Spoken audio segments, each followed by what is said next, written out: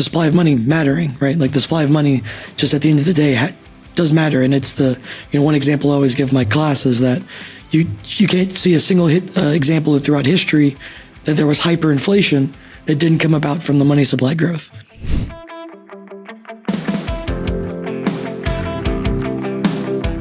Hello. Welcome again to the episode of the Let People Prosper Show. My name is Dr. Vance Ginn. I hope you're having a prosperous day. Well, today I'm delighted to have on someone else who is a freedom fighter, an academic, and someone who's working a lot on social mobility. And we're going to talk about that today, of how to get Louisiana to improve social mobility, where it's going well, and what we need to do to improve it. And it's none other than Dr. Justin Callais. Justin, welcome to the Let People Prosper Show. Thank you, Vance. Thank you for having me on. I'm looking forward to the conversation. Well, me too. It's really a pleasure. And hopefully I pronounced your last name right. How do you pronounce it? Callais. So just with it sounds like Y at the end. Yeah. All right. Well, even better. I like it. So I'm going to get to the first question here in a minute, but before I do that, let me tell the audience a little bit about your background and give them your bio. So Justin is an assistant professor of economics at the University of Louisiana at Lafayette. He is also a research fellow with the Archbridge Institute, which does a lot of great work. He completed his PhD in agricultural and applied economics at Texas Tech University, Reckham, that's both of our alma maters there. There you go. Where he was a research assistant at the Free Market Institute, which does a lot of great work. I've had Ben Powell on and Alex Salter, others from the Free Market Institute. Check them out if you haven't already. Before starting his doctoral program, he graduated from Loyola University, New Orleans. He is originally from Cutoff, Louisiana, a small town southeast of New Orleans. He now lives in Lafayette, Louisiana. He enjoys watching sports. He says, "Who dat?" and traveling in his free time. So a lot of good stuff there.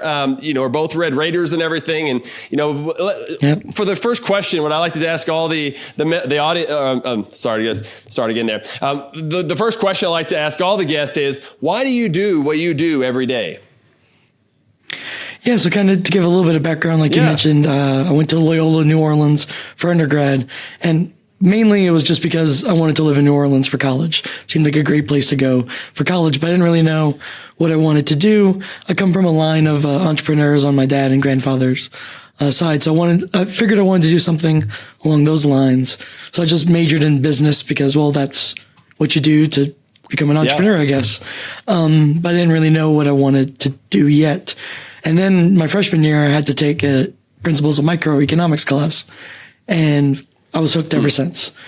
So as I started taking more classes, I asked two of my professors, great professors, John Levindas and Leo Krasnashan, basically, how do I do what you do, right? Your job seems cool. I want to do that. And they said, go to graduate school in economics and become an economics professor. So I went, like you mentioned, to both of our now alma maters, Texas Tech. That's right. And studied under some of the best economists and people that I've ever had the pleasure of meeting. It was a really great time. And then it really got to, experience economics at, in a deeper level. And as you know, right, economics is a fascinating lens in which to view the world. When you can view the world from that perspective and have those sort of economist glasses on, in my case, literally, there's an endless number of questions that someone can answer. So honestly, just being able to approach a variety different of questions motivates me every day to keep chugging along and find new and interesting ways to try to look at topics that I've found both interesting and ways that it could be tested in some empirical matter. And really, that's what motivates me and kind of gets me to keep doing what I'm doing. That's awesome, Justin. And I'm sure you had a great time in Lubbock. I was there for quite a while. Yeah. And unfortunately, the Free Market Institute hadn't opened by the time that I left, because I went to teach at Sam Houston State University and things of that nature. But I got to know a lot of them over time. And you're right, it is a great group, great group to learn from and study under.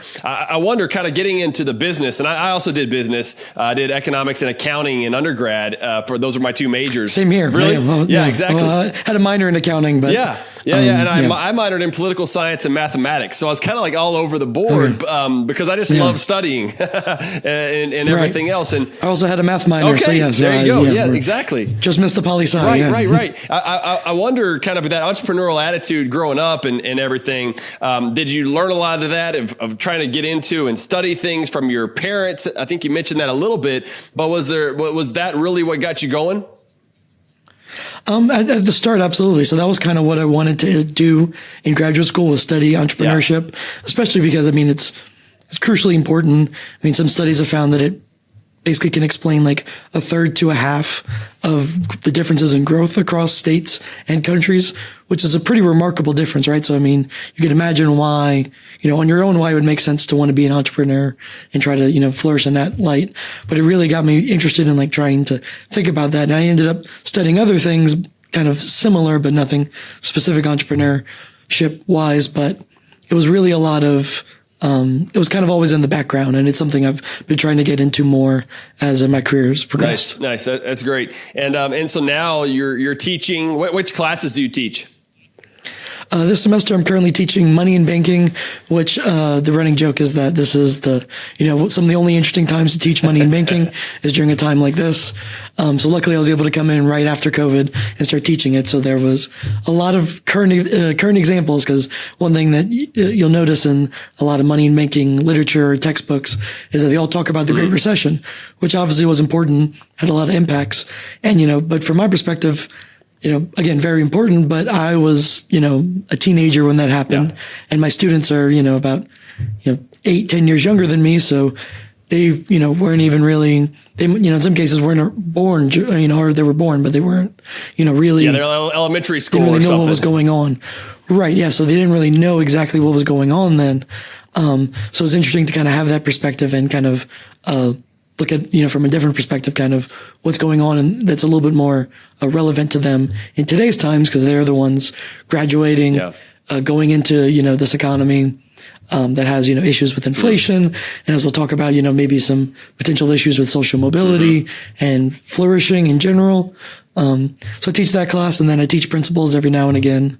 And then I'm currently teaching a undergraduate research class, which has been fascinating, which is like a group of seniors who are about to graduate, kind of taking everything they've learned in economics so far and then applying it to a research project that they're interested in. And it's been great to have, some students who had previous classes to see them again and be able to interact with them. Yeah. Well, I could definitely tell you have that teacher's heart and teacher mentality, which is great. And I have that too. I mean, I was in academia for a couple of years, and then I decided, I want to get into public policy, but at the heart of it, I'm still a teacher. That's what I really love to do. Right. And let people prosper is kind of my calling, and why I do this show and everything else. And as you and I've talked about before, and sometimes I just think, well, I'm teaching a different audience, whether it's through podcast or TV or radio, we're teaching different audiences because it's kind of limited. That's all of my research too. Like it's meant to, be read and be looked at and, have some sort of impact. So that I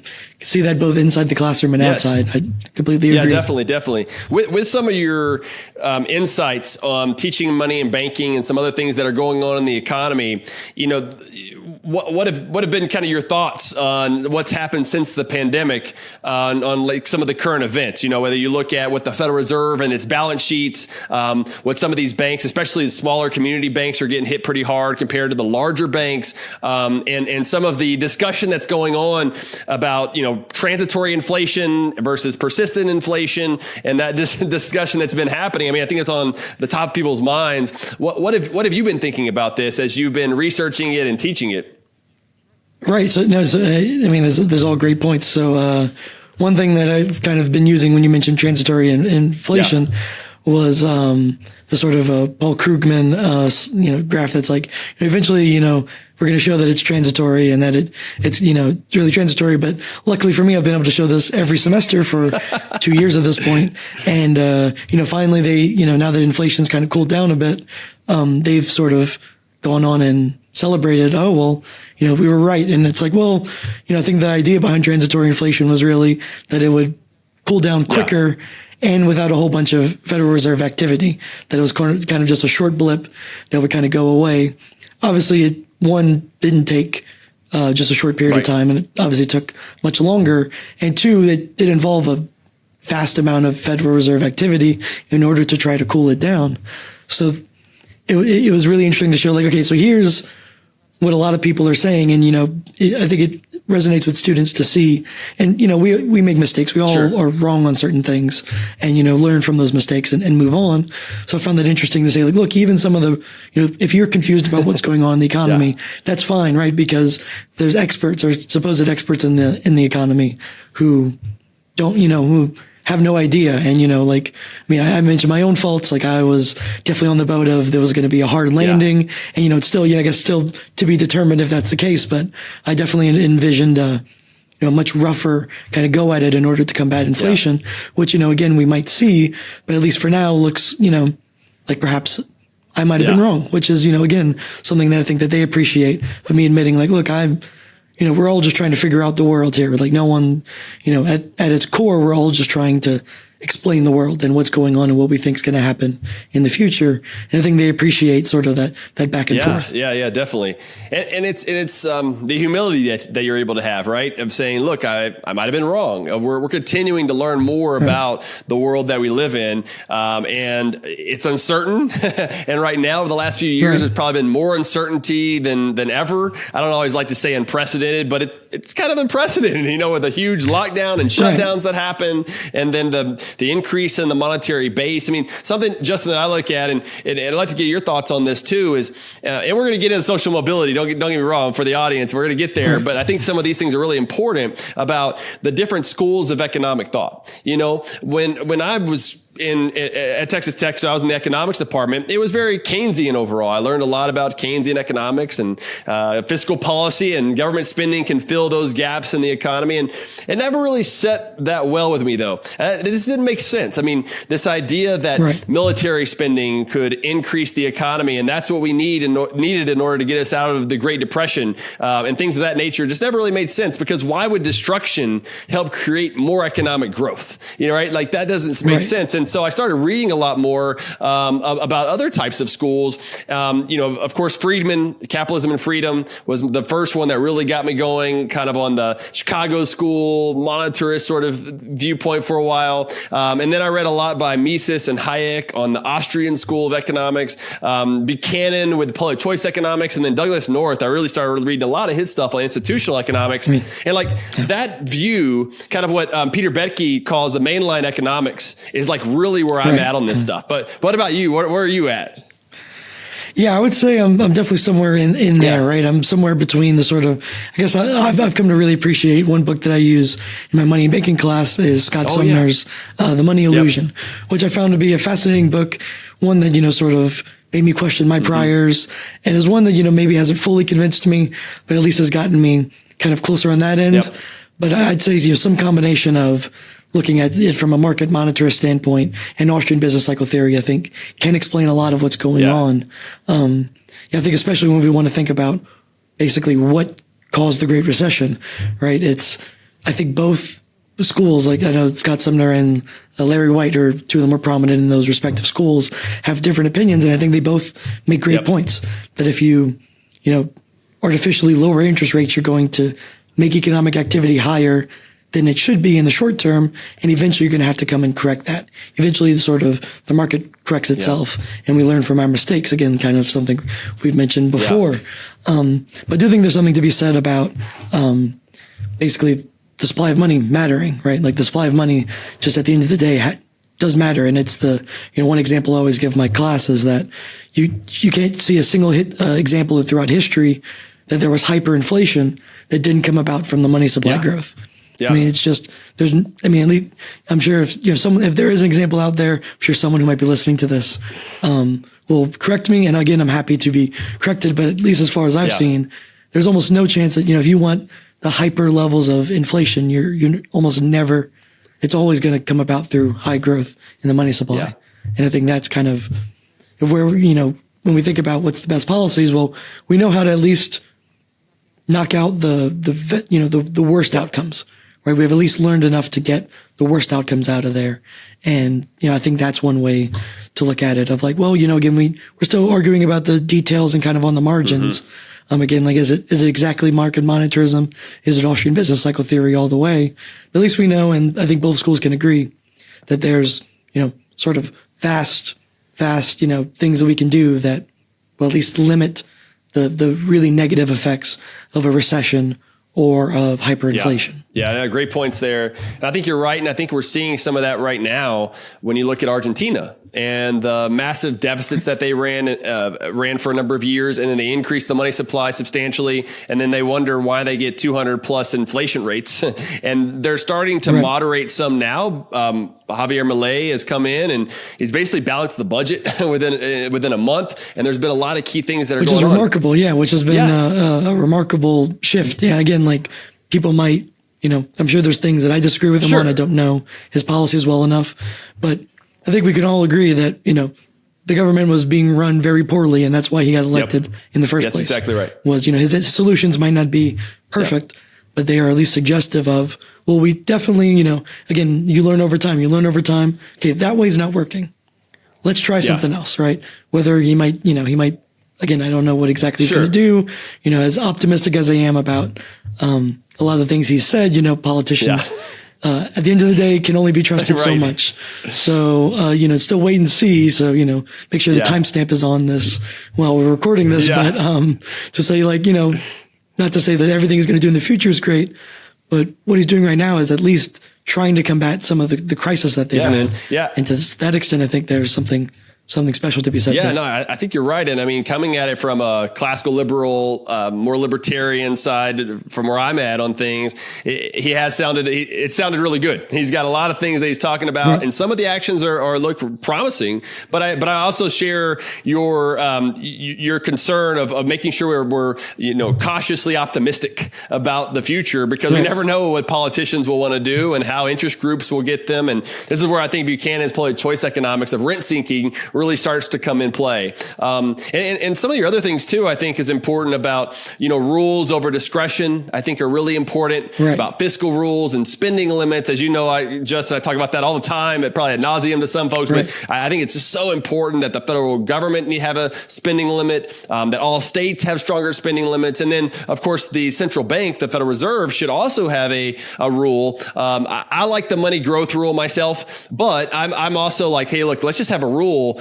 that is strong, whether it be nominal GDP targeting, the price level targeting, something, because right now this average inflation rate target of 2%, I mean, it's just not very good. Right now we're sitting above 3% when we're recording this in February. But that may mean that it needs to go below that. And we're not expected to go below 2%, which was their long-term inflation target. Right. So eventually the averages won't be 2%, right? I mean, if you have something higher, you need something lower to average it out. I don't see that happening for a while, given that the Federal Reserve's balance sheet's still like $7.6 trillion, and it was $4 trillion before the pandemic. There's still a lot of money chasing too few goods across the economy.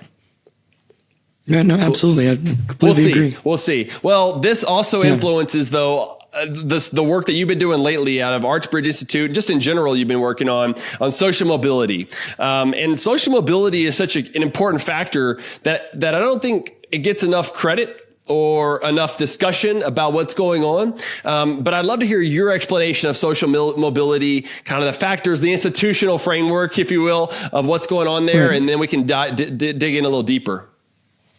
Yeah, sure. So I think sort of broadly, I think when people think about the American dream, they're implicitly thinking about social mobility, whether they know it or not, right? It's the idea that you have the ability, given the proper institutional structure, you should have the ability to live the life that you best want to, right? If that means working a bunch of hours to make a ton of money, you can do that. If you want a stable, predictable job that has better work-life balance, sure, that's also something you can do. If you want split duties between you and your spouse, of someone working to help pay the bills and provide a retirement and a savings for education for your children, the other one spends, more time with the children, that's also great. You want a low-stress job, low-paying job that gives you the ability to work on things on the side, whether that's going to school, learning a trade, writing a novel, a screenplay, learning, starting a small business on the side, right? You can do that. That's kind of the general idea there, is that social mobility is just the idea that you want to make your life better. And that's sort of kind of the general framework there that, we're really looking at is how can we have this sort of holistic, betterment of life, right? Social mobility just means that one's life is better. You're improving your own life in some regard, right? For a lot of people, that's income. For a lot of people, it's other things or some combination of the 2 or 3 different things that they care about. Yeah. Yeah. No, that's good. And so it's kind of like, it's not all just, is it all based on income increases, or are there other variables that you like to throw into the mix? Yeah. So we basically look at it from what we call like a holistic approach, in terms of we want to look at it from like the institutional side and the entrepreneurship side. So in the entrepreneurship side, we look at regulation, the idea that basically a lot of studies have shown that regulations tend to stifle competition. Well, what does that mean? It means that people who are already rich and already doing really well could push out people who are trying to get to that point, which is very anti-American dream, right? It's very anti what we care about as sort of looking at the betterment of one's life. The idea is that, if given the ability, people should have at least the best of equal opportunity for success as possible. And regulation typically does the opposite. It usually pushes lower class people out of the ability to do so. So we also look at that. We look at land use regulations, which of course, matters a lot, right? Everyone's, pretty much everyone's biggest expenditure is their housing. Especially lately. Right. Especially lately, right? You can see the vast differences in sort of, where people are allowed to build and what's the housing prices there versus places that don't let you build, like California, where you see, I saw, this might be outdated, but a few years ago I saw this little listing in San Francisco for a basically rundown house. It was essentially just a lot that, it had a house on it, but it's not a really structurally sound. You have to kind of tear it down. It was going for like $2 million just because of the land. And it's like, well, because you're not allowing people to then build. Like in San Francisco, they have, height restrictions, because they want people to be able to see San Francisco Bay and stuff. Well, that's going to make it harder for people to live there, especially if it's a place, at least historically, that people wanted to live and wanted to move to, because that's where a lot of great access to entrepreneurial activity was going on. So we care about regulations, we care about taxes. So the idea, right, if from an economic standpoint, you want to tax things that you want less of. Well, if you're taxing income, you're taxing property, what exactly is that saying? What signal is that sending to people? So we look at a bunch of different tax rates, and also business dynamism. The idea that basically, again, entrepreneurship matters. That's how one of the main drivers of economic growth. So we look at, whether you have business expansion, so a lot of firms that are either moving there or starting there. Do you have a dynamic labor force where people can move from one job to the other really easily? Do you have, a lot of innovation going on in terms of like patents, or is there, just a dynamic labor market? Or is it a place that people are moving to that is a signal of sort of, well, people want to live there, that's saying something about what's going on in that environment. So we care about entrepreneurship. We care about, economic growth. And we also care about institutions. And basically the way we look at it is the way in which government gets in the way of people being able to live their lives. So we include measures like corruption, civil asset forfeiture, which is just how easily governments can take people's stuff without due process, and how reliant governments are on fines and fees, right? Because again, like we talked about, well, taxes, matter, but at least in taxes, there's things that if you don't like your tax rate, you can at least hypothetically vote out your politician, but you can't really vote out the police who are fining you left and right over, tedious speeding tickets. Like one example from back home is there's a small town where my grandparents lived, in Golden Meadow, Louisiana, that is known for being a speed trap, where there's a road that goes from 65 miles an hour to 50, and people have gotten tickets for going 51 or 52. I've gotten a ticket for going 17 and a 15 down the street in Golden Meadow.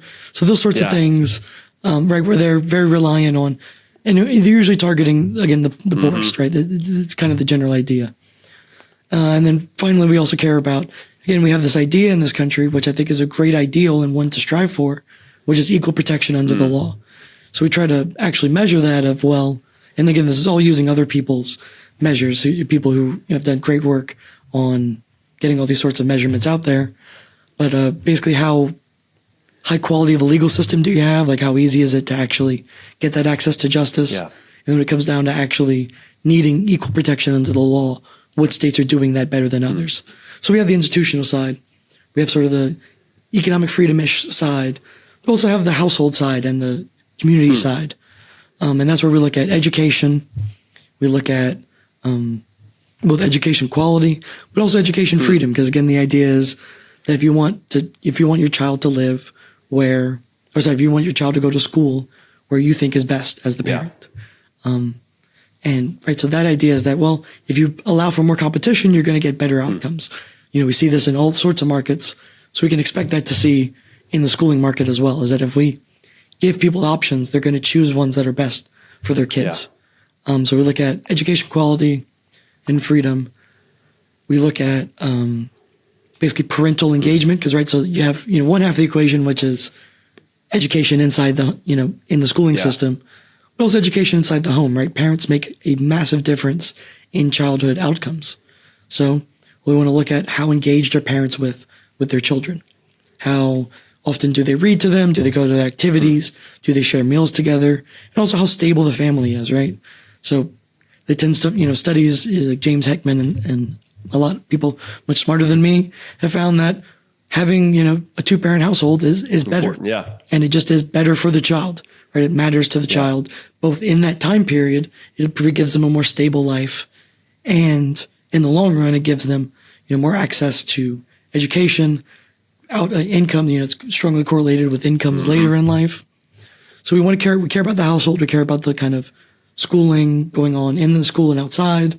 And then we also care about community, which is kind of that fourth branch that we look at, which is generally called social capital. Which, if you ask, 1 million people what social capital means, you're going to get 1 million different answers. So we try our best to embody all of those factors and look at community involvement, both church and non-church organizations, places that basically can fill in the gaps of where government assistance can't or doesn't help out. Interesting. So that sort of idea. And then a connectedness, like how connected are people across different groups. So, whether that's different racial groups or whether that's groups of different incomes, right? How connected is it as a society or as a community? Because those places tend to, basically they're able to kind of get past the difficult points that happen in an economy over time. Like they can kind of come together to solve actions better, right? If you have a community that is more engaged and sort of connected in a sense, they're the ones that can, come back to like sort of, as you see, like during hurricanes, right? Sort of provide that assistance before government resources can get there or even after. So we try to get basically a good holistic view of kind of the strict institutional side, the household and school side, and the community side to try to, because all of them have been shown basically by both myself, Vincent Geloso, and then others who have done other great work, that look at social mobility and income mobility. So a lot of it's income, a lot of it's not, right? Because the idea is that, well, people have their own dreams, right? Obviously you'd rather more income than less. I believe almost everyone would say that. But at some point, right, you might be willing to accept a little bit less to have a different sort of lifestyle, which we want to encapsulate that as best as we can too. No, it's great. And as looking over the report and reading the report, I noticed that. I really like the holistic approach that you're doing here. And the title of it is Social Mobility in the 50 States. It's at the Archbridge Institute. I'll put this in the show notes page at vanceginn.substack.com. And so I'll make sure we'll have all that available. And what's interesting about all this is also looking at the states and to figure out, okay, where do they rank and everything else? And what y'all do is y'all put all those variables you just eloquently went through and say, okay, how are we going to put these in an index? Get those in an index, and then you can have a score for each state, and then you can rank those based on those scores. It's interesting because, I've done a lot of work on like economic freedom in North America with Dean Stanzel at SMU and some other folks that are there. And he's been on the podcast before. And I've also talked with like Bob Lawson, who's worked a lot on the economic freedom of the world index and report. And it's interesting that you mentioned so much about regulation as being kind of one of the key barriers in social mobility, because they both mentioned that too for economic freedom, just in general, not just social mobility, but economic freedom. And I think, the regulation is underrated in so many ways because we oftentimes, and I mostly talk about spending. Government spending is the ultimate burden of government, because if you don't spend it, then you don't need to tax it. and you can't have regulations or regulators if you don't spend the money. So it's kind of all attached back to the budget. It's connected in some sense, yeah. But those regulations are usually hide underneath and are done mostly by bureaucrats versus the politicians who pass the spending bills and the budget bills and the taxes. So it oftentimes is underrated, right? I completely agree. Yeah, I think, like you mentioned, both matter, right? Like, obviously, if you want to regulate something, you need to collect money to do so. Or in the federal government's case, you could just run massive deficits to sort of, do the things you want to do, which is a different conversation, I guess, for a different day, but still nevertheless important. I think regulation's crucially important, especially for something like income or social mobility, because regulation tends to attack the poorest. And for the most part, right, they're regulating, it's not like, places are just choosing regulations just to harm themselves on purpose. Sometimes that's the case, right? They're, might be misguided in thinking that regulation's going to have, this effect while it has unintended consequences. But oftentimes regulations are driven by large businesses who want the regulations put in place because, well, we can stop someone else from succeeding. So this is why you see, a ton of trade groups collecting to lobby to the government to do these regulations, which make it harder to become a doctor or harder to become, for example, even in academia, right? We don't necessarily have a trade group, but it's kind of universally accepted that you need a PhD to be a tenure track professor. That raises my salary, right? But, I'm not pushing for it, but, implicitly raises my salary, which is beneficial to me, but that harms people who don't have access to go to that doctoral program, who might be useful researchers and teachers in their own right. They just don't have the pedigree. That piece of paper, Right. No, exactly. Which, again, I learned a lot and I don't think I could, obviously it's a useful skill set. I don't agree. I don't believe that, I'd be as good an economist as I am today had I not done it. I think I guess I'm giving one example, but there's a lot of other examples of sort of those regulations being used to stifle potential incumbents from coming in and hurting them. In economics, hurting people who want to join. In economics, we talk a lot about regulatory capture, right? You capture the marketplace, and specifically that deals with a lot of occupational licensing that puts a burden, especially on lower income people compared to upper income people, whether that's hair braiding or cosmetology, or you kind of name it, the different licenses that are out there. It's kind of like, well, let's just let the market work. If somebody doesn't cut your hair well, just don't go back to them, and then they'll move out of the business. We don't necessarily need a license to do that. That doesn't make any sense. Exactly. Louisiana is my favorite example because they're the only state that requires a license to be a florist, which is just a fascinating one. And I remember at one, a story from a friend who they were trying to, overturn the bill in Louisiana. This was many years ago.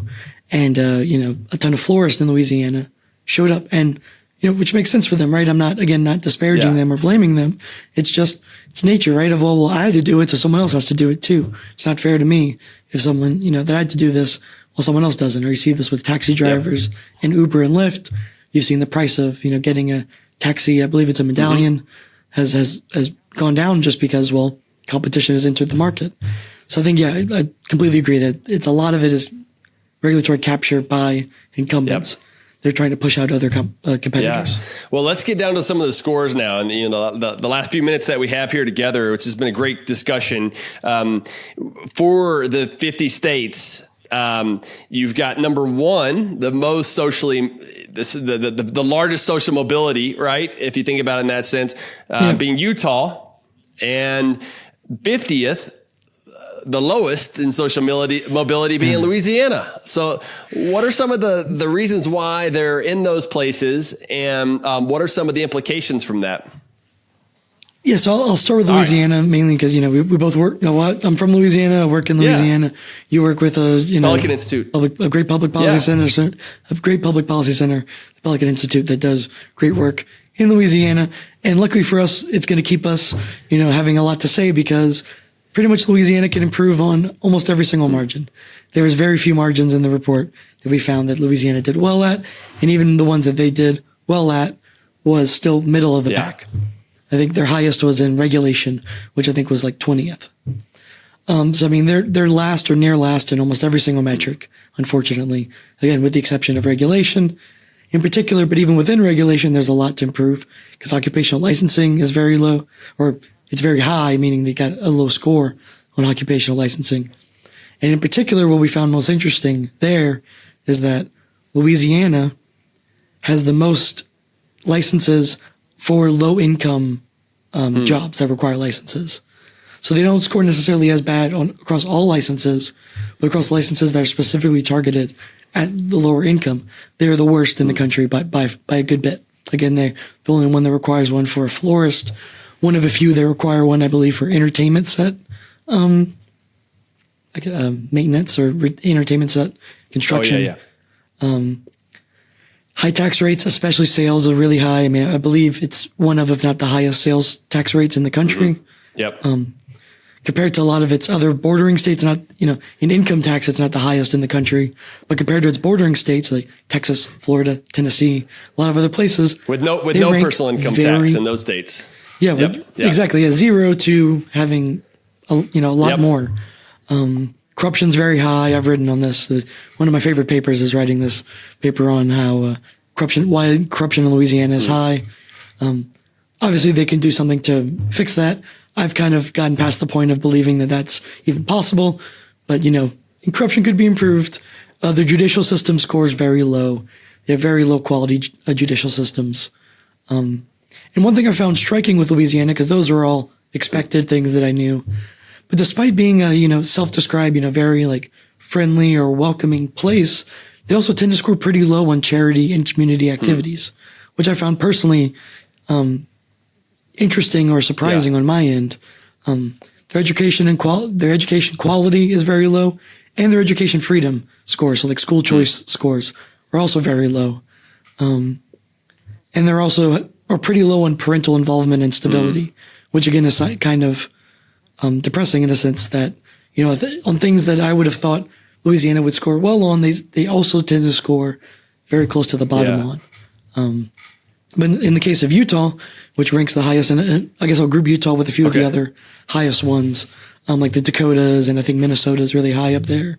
Montana, maybe Wyoming, if I remember correctly. But the states that score near the top, they all seem to, again, have a more well-rounded approach.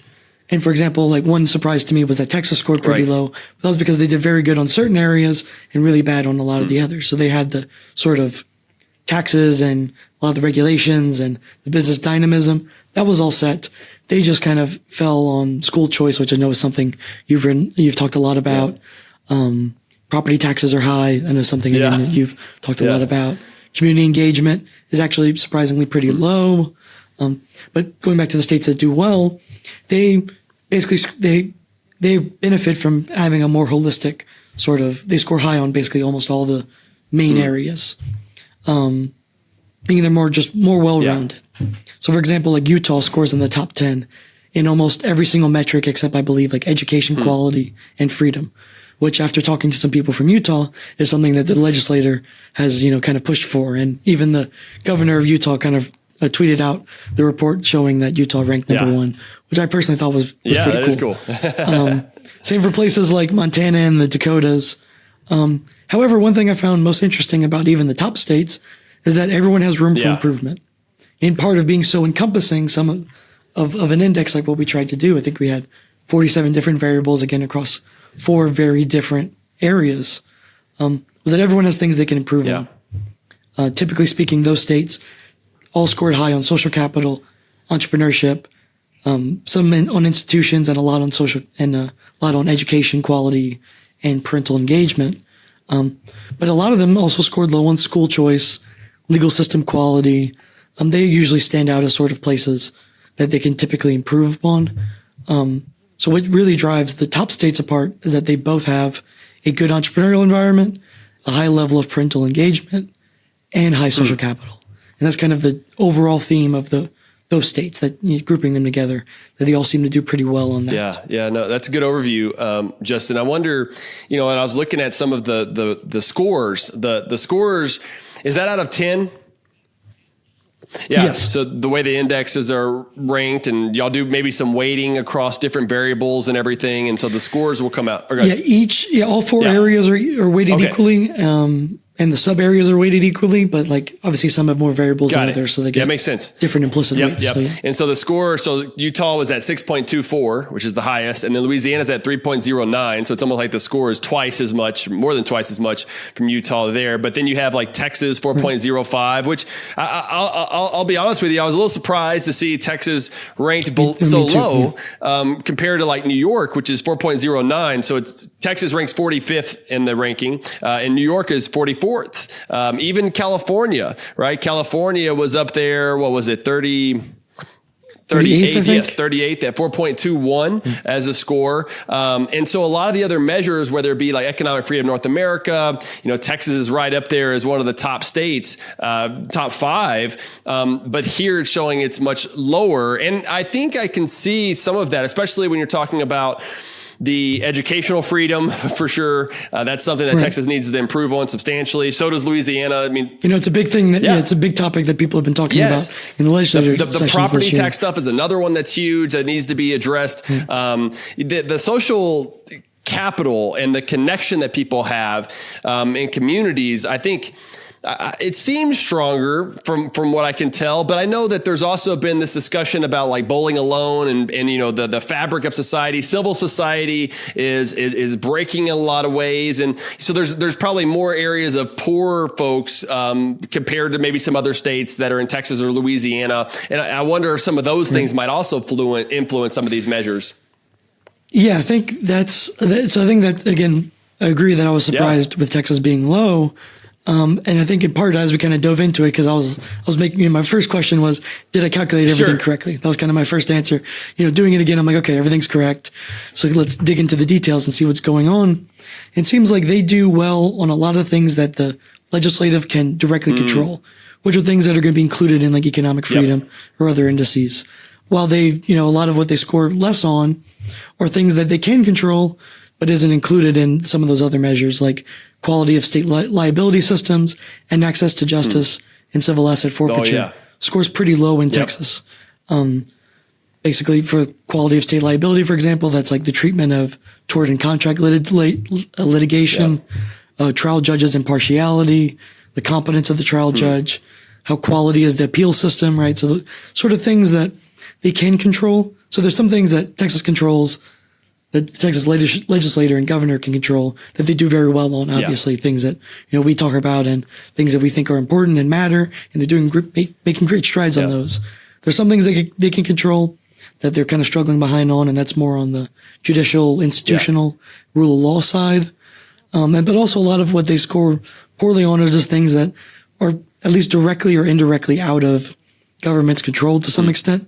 Like you talked about the social capital or the parental engagement and stability. Like, you can see like kind of an indirect relationship where, the more assistance that you give on the margin, you're going to push families to basically be separated because it's very financially beneficial to be so.